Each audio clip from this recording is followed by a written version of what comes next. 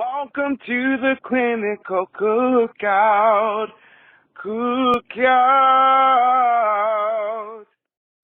Hey y'all, it's Auntie Kesh from the Clinical Cookout, and this week we're talking about breastfeeding. Now, I know Auntie Kesh is the one with no kids, so you're probably wondering, like, well, what would you know about breastfeeding? So, my answer to that would be nothing.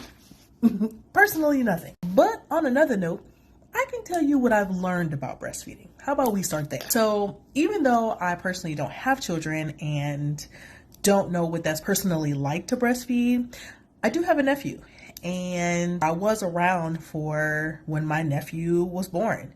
And my sister attempted to breastfeed, and it was really hard for her. And so she eventually had to switch to bottle feeding. And prior to my sister having a baby, I honestly was one of those people who did not understand why someone would breastfeed in public, or why, a mother or a caregiver felt vulnerable enough to breastfeed in public.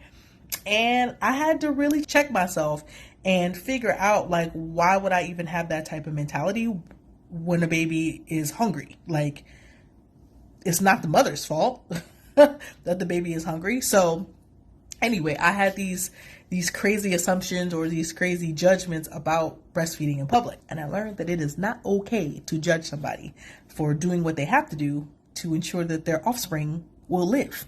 Doesn't that sound crazy out loud that people get judged for that? Anyway, the second thing that I've learned, I am working currently with early intervention. So that means I work with children 0 to 6, and I work with postpartum moms. And I learned, now hear me out, I learned that there is an entire breastfeeding community. Like, what? And I just think that is so cool how women, they set up this whole community to ensure that their children can live.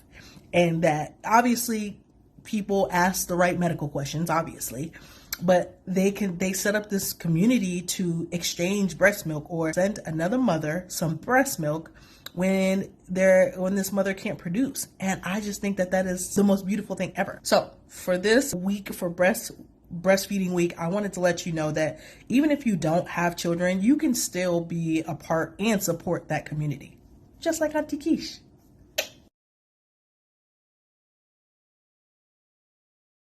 You know you need it. It's kind of scary, but mental health is necessary.